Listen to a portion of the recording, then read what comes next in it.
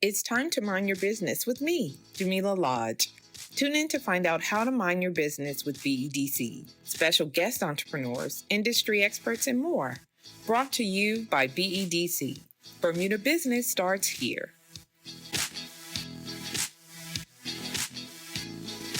So welcome to Mind Your Business. I am Jamillah Lodge. I'll be your host for today, and I'm pleased to have both of you here, Mark and Dr. Lucy Richardson, owners of CedarTree Vets. Thank you very much. Pleasure to be here. Yes. So I would love for you to begin with just giving us a little bit of information about yourself, personal, and how you got started. So we could start with you, Dr. Lucy. So I've been qualified as a vet now for 20 years. And I started in Edinburgh and did my degree there and worked in the UK for a year. I have family links to Bermuda from going way back.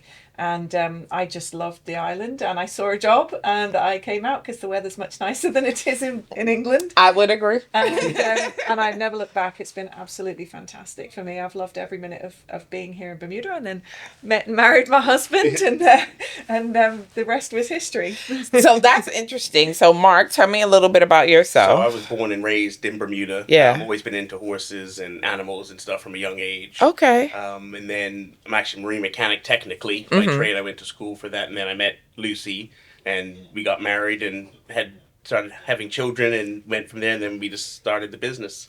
So you are a veterinarian, so that makes sense. So what made you decide, okay, I'm not just going to work for another firm, I'm going to start my own? Well, I did work for other companies for the first roughly 10 years of my career. I did 7 years working at a great practice here in Bermuda, and learned lots of great lessons and had some good, strong bonds built with clients, which was wonderful. But I just started to, I think basically what generated the ideas was that as I became better at my job, I was a better behavior reader, which is basically what we do as vets, where the animals don't talk to us, so we're using non-verbal communication all the time.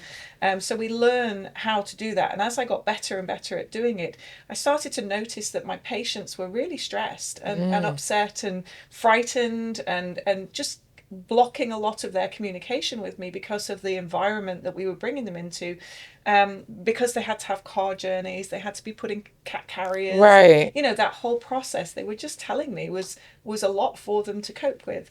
So I had a bit of an aha moment when we had our first child, Ray. We were at the pediatrician's office, and they were running late, which was not unusual. That's part of practice. Right. And I was very stressed out because I was a new mom. My baby was really stressed out. He was screaming because he was desperate for feeding. And I just got thinking, wow, my patients must go through this. The same thing. In the practice that I was at. And it started to worry and play on my mind a lot that these animals were getting very upset and stressed by the way that we were offering them the treatments. So then that made me think, is there a better way? And that's how we started to come about with the ideas slowly that CedarTree Vets would maybe try something different. And you've been doing it with horses because you're also a horse vet. So right. Stables, you obviously don't bring your horse to the vet practice. You go to them. And take everything you need and stuff. So and this is not something that we created. James Herriot was doing this years ago. Right. So it's not something that we invented. We just adapted it for a modern practice. Okay. So talk to me. I think I'm understanding what you're saying, but talk to me about how you deliver your service. So you want me to do that? Yeah. Hey. Look at you, Mark. Yeah.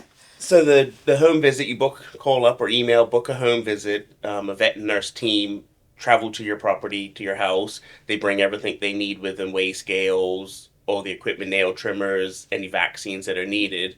They have a full consult, usually about 15, 20 minutes for the consult. They go over any issues. They look at bedding, litter trays, feeding, food.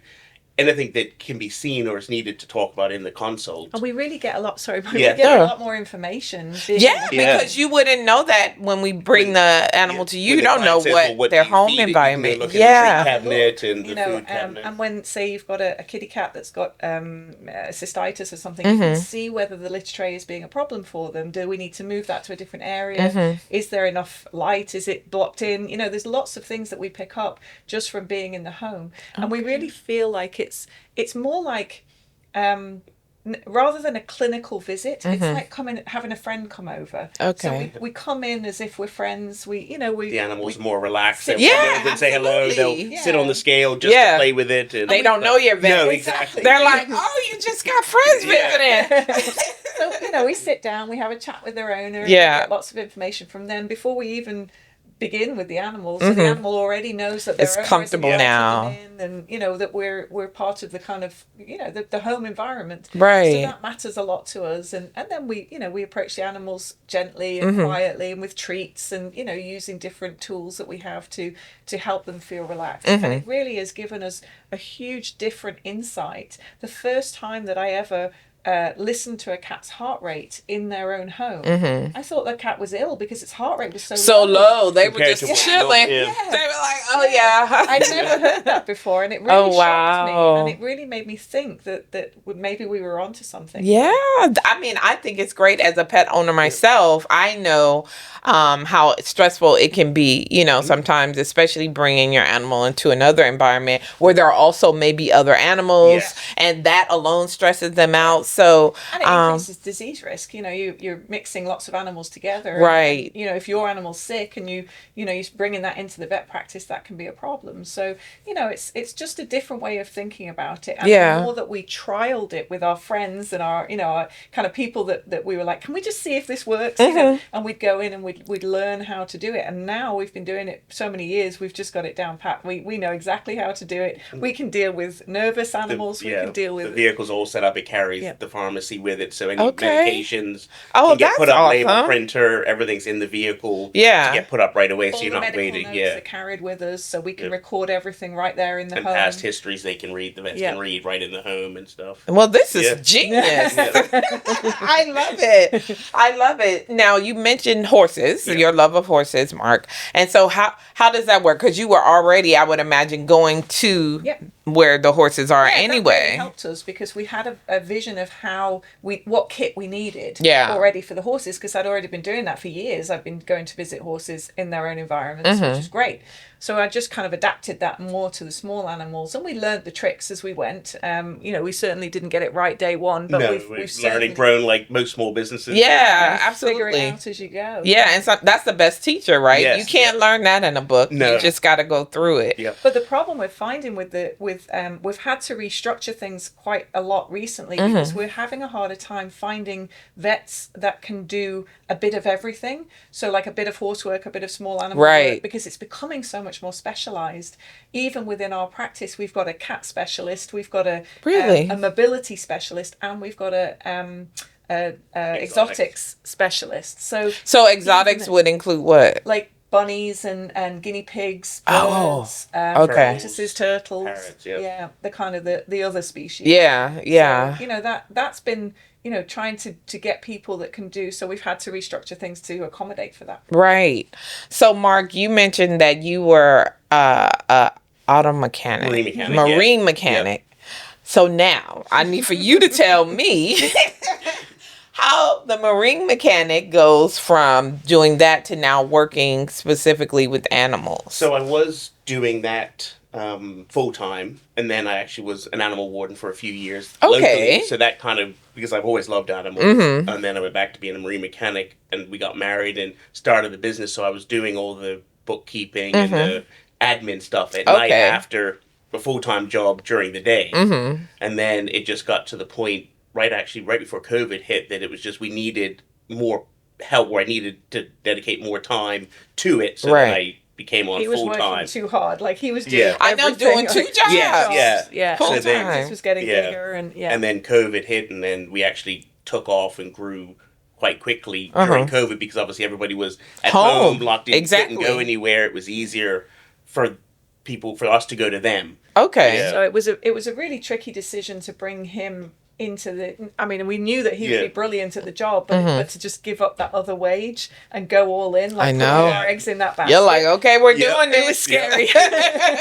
It can be scary, right? But it was the best thing we ever did. Yeah. And I would say, COVID, it's almost like it was a bad thing, but it was also a blessing for some. Yeah. Because it made you forced your hand a bit, Yes. right? We Because had to innovate. Yes, we did. absolutely. And like a lot of small business or any businesses out there, we had to innovate, and you had to think quickly about how to change things around and do things better. So we couldn't have any contact with owners, but we could have contact with the animals. So we would chat to people through, standing at a safe distance. Yeah. And then the animal would kind of come out of the house on a leash and take the animal and and care for it outside. But they could see what was going on all the time, which was good. People enjoyed that. Yeah. Or we'd take the kitty cats and take them to the trot, and look at them there. But we had to be very innovative at that time. Absolutely. And I'm sure it plays well into how you do business now. Yes, it does. We've kept some of those philosophies for sure.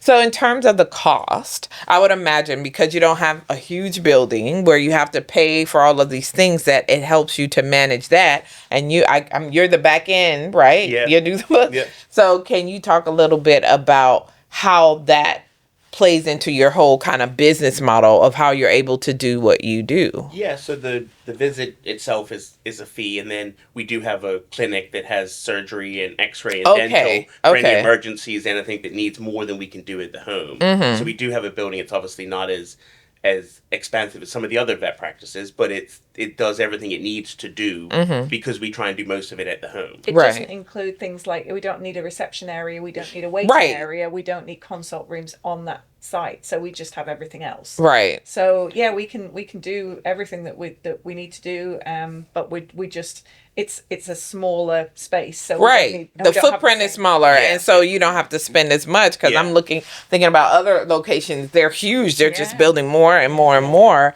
But I think leveraging the fact that you're mobile and you can go to the homes, use other people's infrastructure, right? It's like if they already have it. So why would I? If I've never had a mobile vet visit before, why should I consider this instead of utilizing existing building? It's certainly not, not for everybody. If you've got an animal that's really happy to go into the vet, that's brilliant. And there's really, really good vets on the island to go to. We have a very robust veterinary industry in Bermuda. It's very talented with really good people in it. So we're very lucky for a small island to have all of that. But if you've got an animal that's slightly more anxious or a little shy, or a very large dog that's difficult to put in a car, or say a cat that doesn't like to go in a cat carrier, which is most cats. And you don't normally take your cat for a drive, whereas a dog, all might the put it in the time. car and take it for a walk somewhere different, but the cat, you don't. They're like, what's happening? Yeah. It must be bad. I think it's really about try it. I always say to people, try it. You see if you like it. If you do, it's great. If not, then there's some really good alternatives out there as well. So, And the way it works is we give you a 2-hour window. So if you book an appointment, you'll get 9 to 11, for example. We'll give you a call 10 minutes out or longer. Some people will say, can you call me half an hour? I'm at work and I'll slip home and meet you there. So they know you're not sitting waiting for hours on end for us. We can give you a time frame that we'll be there and then come in, and then people can either work from home that day or they'll just slip home and then go back to work after. Yeah, we started it obviously with the animals as the basis, what their experience is always at the forefront of our minds. But what we found is that the owners really enjoy it because they can sit home, have a cup of tea, or do some laundry, or do some work. If they're working from home, they just literally work along. They take a break for 10 minutes. We come in and take care of the animal for them, and then they're on their way. It's kind of quicker for them as well. But also, it really is nice for us because we don't have that pressure of the waiting room of a lot of people waiting and us kind of on this treadmill. So we get a nice break in between appointments to decompress if it's a particularly emotional appointment, or just get ready for the next one mentally. So it's a pretty mental, emotional job. It is. You need space and breathing time. Right. There's a lot of talk in the industry about burnout and vets and nurses getting burnt out with the high pressure of the job, and I can see why. So we're very focused on preventing that at CedarTree. That's something that we take very seriously. So I'd like to talk a little bit about kind of the breadth of animals that you support, and you started talking about it a bit about how it seems like everybody is now a specialist, right? And what they do. So from your standpoint, how does that increase your footprint in terms of employees, or do you work with consultants, or do you bring people in as needed? Like, how do you manage that? We do a bit HR of both. So we always component. lean into the vets' interests. So if we have vets that are particularly interested in a subject, then we'll support them. So our senior vet, Dr. Erin, who is an absolutely brilliant Bermuda grown vet, and we are so proud of her, and Bermuda should be proud of her. She's an extreme talent. Okay. And so she was very interested in cats in particular and medicine in particular, and she wanted to do a certificate in that particular area. So she did, and we supported her through that, paid for the certificate and gave her the time to do it, and she did really, really well. She flew through it with flying colours, and she's now a specialist cat internal medicine specialty. So that's given us a huge amount of strength in the practice, because she's really bringing such interesting new ideas and thoughts with cats. We've also got Dr. Ruskin, who's really interested in exotics, and so he's doing a certificate at the moment on exotic medicine. And that is a really emerging field, because more and more people are owning these different types of animals, and and we're having to know how to care for them properly and give people really good, solid advice that's cutting edge. That new advice. So obviously there's horses. I tend to do most of the horse work, which is nice. I enjoy that. That's my kind of my fun time. Yeah. With the horses, and I love that. But again, it's just finding the right balance between the practice. Our fourth vet, Dr. Bianca, is more into mobility. She's very into laser therapy and the way that the muscles move and the mechanics of that kind of thing. She's done some really interesting work in that field. So we're really trying to lean into people's what they're interested in, their their passion, interested, which makes sense, right? You want everybody to be happy. That's right. Especially if they're working with your other child, which is your pet. And so even the nurses too. We do nurse appointments that allow the nurse, so you can have an appointment that's just nurses. So 2 nurses will come out and take care of your nail trims, ear cleaning, any injections that are like monthly repeat injections. Right. And that's at a lower cost because it's with the nurses, but it allows the nurses to really showcase their professionality and how good they are at what they do. We've got a phenomenal team. So I guess I don't think I've ever thought about the nurses. I know nurses in hospitals. They do a lot of things. They can do a lot of that to kind of offset the cost, because that's what I was going to ask you about. I know sometimes when I'm taking my dog, I'm like, for what? How much is and it? We understand that it is expensive. And we try and do that with the nurse visits. So stuff that doesn't need a vet, the nurses can go and do, and it's obviously at a reduced rate, which helps out for, especially if you have monthly appointments. And I guess that's part of that consultation process, right? Yeah. So then you can... They're all fully qualified. They're all professionals. And they're very, very good at what they do. Okay. I love it. Yeah. Where did you find all these people? Like, how do you source them? Is it like most of the talent's homegrown, or are you have to... We do a lot of students. Really? Okay. We had one of our nurses has been with us since she was 14 as a student. She was interested and went away and got qualified.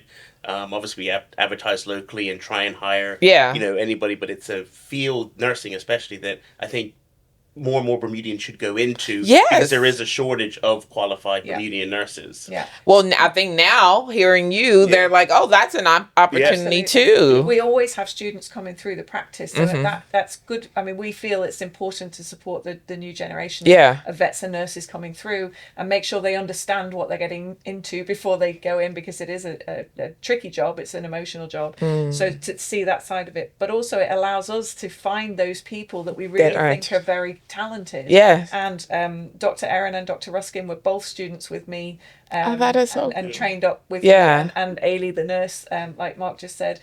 All 3 are Bermudians and all came through us as the student program, and then went on to... That's great. It's amazing, because we need people that understand the philosophies that we work by and the ethics that we work by.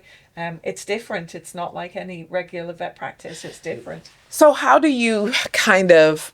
Well, I can see how if you have people who have come up with you, then it's kind of like embedded, right? It's almost like when you have it's your natural. you're Yes. training up your Yes. kids, basically.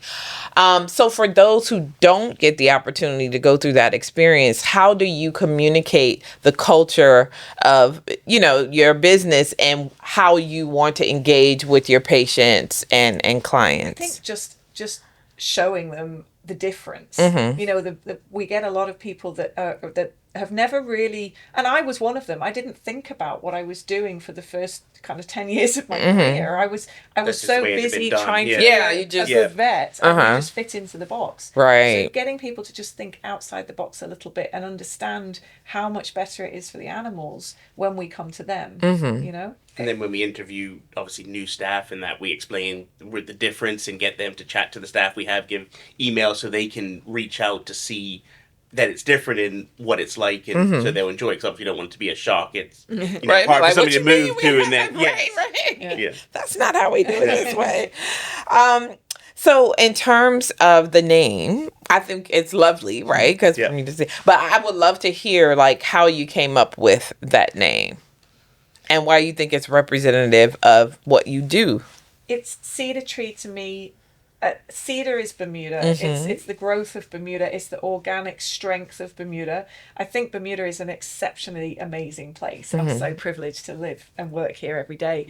And I think that the Bermuda cedar is something that has been through trouble. It's been through hardships. It's bounced back. It's Survived hurricanes. stands strong and is organic and growing. So that's really what I wanted to show. The symbolism of it was about the strength of a cedar tree. Absolutely. And root it in Bermuda. Yeah. Bermuda is a very special place, and I wanted to pay homage to that in the name. Yes, I love it. I think it makes perfect sense, Yeah. right? So you mentioned challenges in terms of the tree being able to go through hurricanes. What for you were some of the biggest challenges that you had when you finally decided boy. to I it's like, think- which one do you want me to pick? Yeah. Right. So I think like starting any business, obviously it started off very small with just Lucy, and then we hired a nurse, and it's kind of grown from there. But I think running a small business, anyone that runs a small business understands the challenges, and we didn't know of, you know, companies like BEDC that are in place to help you with it. And I recommend anybody that's thinking about it to come and chat to, especially BEDC, because there's things that you just don't know about. You've got the physical business side of the vet practice, but then you've got all the admin stuff behind that's important, the government taxes, and we didn't know of places that helped you with that back then. So we've grown and learned, you know, made mistakes and done it that way. And then just, I think, staff, obviously finding the right fits. You know, not everyone gets along or fits in certain boxes.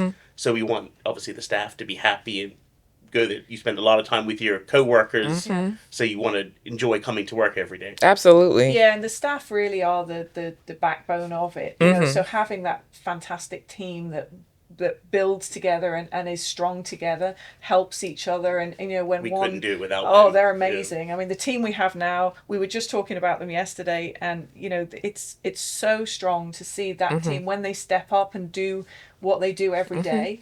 I mean, it's so incredible to watch them. I see miracles happen in that vet practice. It's incredible. Oh, that is incredible. I mean, I think it's a testament to your approach. At least that's what I'm getting from how you establish the business, right? So you're identifying these people who have an innate drive and desire, then helping to or encouraging them to go into the passion, right? To their enjoy, passion, yes. what they enjoy doing, which I'm sure plays a huge role in their wanting to do. Putting themselves, like, it's not as easy to take everything to every home. Right. Like, that is a harder thing. It's a physical job, right? We're lifting scales, we're lifting pieces of equipment in and out of the home many times a day. So physically it's quite a hard job. Right. You have to be fit, you have to be able to do that kind of work. So it's not easier for us to do it that way, but we care enough about the animals to do it that way. You know, it's and we were told lots of, oh, you won't make enough money and all that by going to people's homes. That never was a factor that played in our minds. We just wanted to see if we could do it. Right. Obviously you have to make money to worked. run a business Yes. and keep it going, but it was more the animal care and yes, that we that could goes make forward. lots more money if animals came to us and we got through, twice as many appointments every Right. day. But we choose not to. We choose to take that and do it better for the animals. And we've always found that that's been beneficial to us.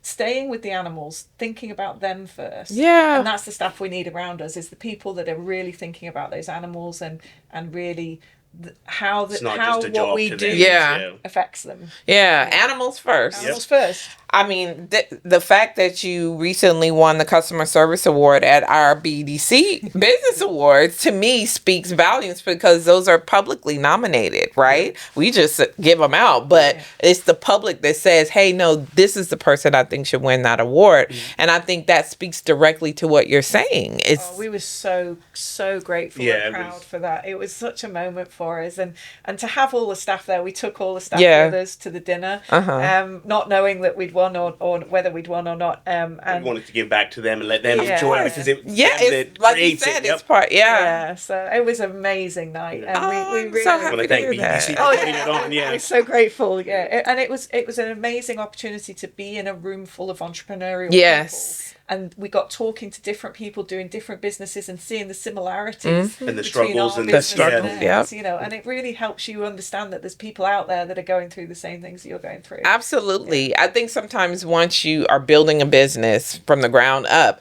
you get like your heads down, you're making it happen. You're like, what do I need to change? So you don't realize, I guess, what other people think of you, right? Yeah, that's right. And that others are noticing, right? And so that's really one of the reasons why we wanted to do the awards, because it's like you rarely get the recognition for what you're doing for this environment, for Bermuda, for pet owners. And so we'd love to give you your flowers. And so I'm so pleased that you received. Yeah. And it speaks to what you're doing. Whatever you're doing is working. So when you talk about the community and the way in which you decided to care for people's pets, yes, we've given you the award, but how do you determine whether or not you're getting it right from those who actually take advantage of your services? We really appreciate any feedback that we get, Good or bad. Yeah, Just, we're always trying to do better and improve the service as much as we can.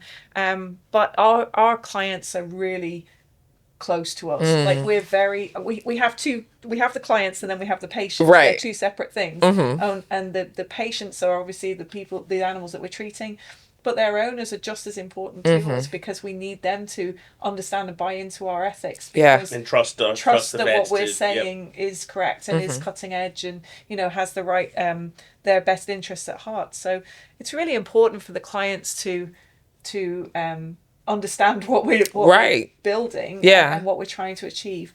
There's nothing better than having a puppy, meeting a puppy as a puppy and being with that puppy all for the through whole its life until its final day, which is it's an amazing opportunity for us, and our clients are very loyal.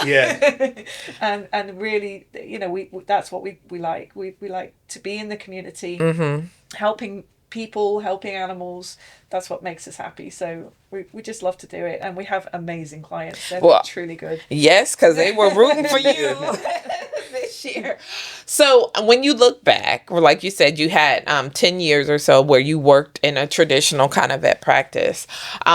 When you look back and look at how far you've come, is there anything that you would have done differently? Would you have started earlier?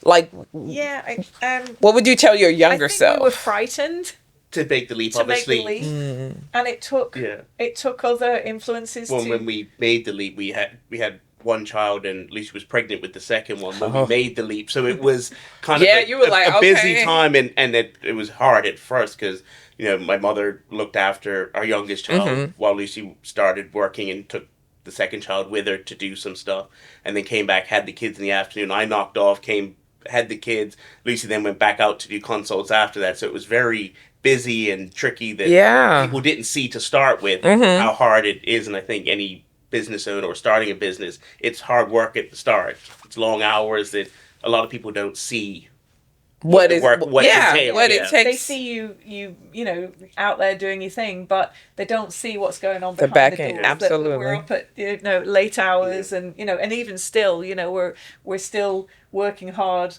morning, noon, and night. You know, it takes work, and so, you know, young people that want to get into entrepreneurial businesses, I think, is brilliant. But and they should. They, and you talk know, to other but business talk owners people to about it and get try the and- help, which we didn't get the help that we should have done Right. early. we should have Right. asked for. We should have asked for better help earlier on about how to run a business, any business. You know, Right. how do you put filing cabinets together? Yeah. How do you know, like, just that side of it. I think Yeah. we should have reached out earlier to people, and we definitely made mistakes and kind of fell on our face a couple of times before we figured it Yeah. out. Yeah. I mean, I think that's a good point. I sometimes think, like, when you think of a business idea, you start, right? You just Yep. start and you test it, and then all of a sudden it starts working. Yep. And you're like, And well, it- when yeah. do you... What do you do have next? that- Yeah, Yes. what do Yep. you do next? Now I got to keep at it, right? So Yeah, I mean, our success was a problem Yeah. early on Yeah. because we had to keep up with the growth that was Absolutely. happening. And it was wonderful. It's a wonderful problem to have. But yeah, we had to accommodate for that. For sure. Yeah, I definitely understand that. It's like you want to see the success, you want to continue to grow, but sometimes you could grow too fast. You could not have the team that you need in place to support right. Yeah. that growth. That's right. So I can imagine, you know, as a new mom, pregnant, Yeah. and now you're like, wait a minute, people actually like this. Yeah. They want this. So now that was looking back. Looking forward, what do you envision for CedarTree? Well, we've got some big plans on Yeah, the there's some horizon. Okay. that aren't quite public yet, but they Right, but can't they will quite soon. get there, Yeah. but yeah, watch this space. Yeah. There's some big stuff in the works, we hope. So yeah, I mean, any of the staff will tell you, I come in all the time and go, so I've had this idea, and they go, oh no. Yeah. Here we go again. I love it. I'm So a real it's kind of growing and trying to keep the staff and innovate with the times with AI or different Yeah. things that are happening to stay up to the times and give the clients and the patients the best experience possible. and balancing that, you know, the innovation that goes on in the veterinary industry, which is huge. There's always new blood machines, there's new, you know, ways to do things, and digital x-rays and all, you know, cool stuff that comes out, but balancing the needs for those with the cost to the client, Right. you know, and making sure that we're keeping the structure of the fees in a way that people can still afford to own animals and own them well. But what we do say is the best way to keep your animal healthy is to see us once a year, a minimum of once a year, so that we can keep everything on track Right. and prevent the problems from coming up. Right. You know, it's when we don't see animals for 2 or 3 years and something's going wrong, and then it becomes a really big issue at the end. That maintenance, that day-to-day maintenance is so important. It is. And it really It is. underpins what we do. You know, we want to keep animals healthy. That's our goal. Yeah. So obviously we treat when they're sick, but our aim is to keep them healthy through good diets, good exercise, good sleep, you know, good breeding. All of that is what we're interested in. But there's always innovations to be made, and we've definitely got a bit of a year or two coming up maybe. So what I would love for you to do is, when you're ready, please do come back. Oh, Definitely, and yeah. share Yep. like what the new Yeah. updates are, what we can look forward to. In the meantime, though, if people are interested in working with you, how can they get in touch? Yeah, email us. info@cedartreevets.com is our email. Or go on the website, cedartreevets.com. Yeah, the website's there. Contact us through that. We have a lot of students come through, and If we any students are interested, Yeah. just reach out, send us an Okay. email, and we'll try and fit them into we take key that very practice, yeah. seriously. You know, students is really a big Yeah, part we- of what we do. But yeah, anyone that wants information, go on the website. The website's there. We've got an Instagram page and a Facebook page, so you know people can find the information pretty easily, and then have a go. Like, let us come, show us what Yes, we do. I want to see it. Yeah.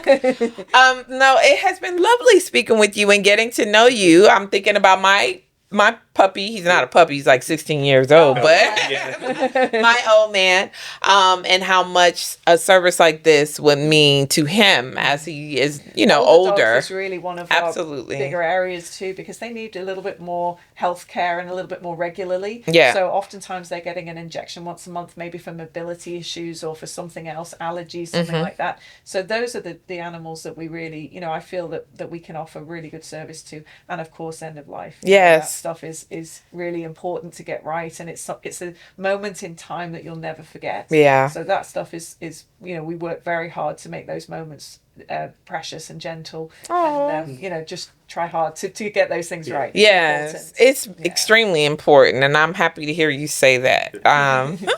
So I just want to thank you again for minding your business with us, Thank you. I will remind you that if you don't mind your business, who will? Yeah. Exactly. Very true. Yeah. PDC. Yes. Thank you. You're welcome. Thanks for tuning in to Mind Your Business with me, your host, Jamillah Lodge. Tune in next week, Thursday at 4 p.m. because if you don't mind your business, who will? Mind Your Business is brought to you by BEDC. Bermuda Business starts here.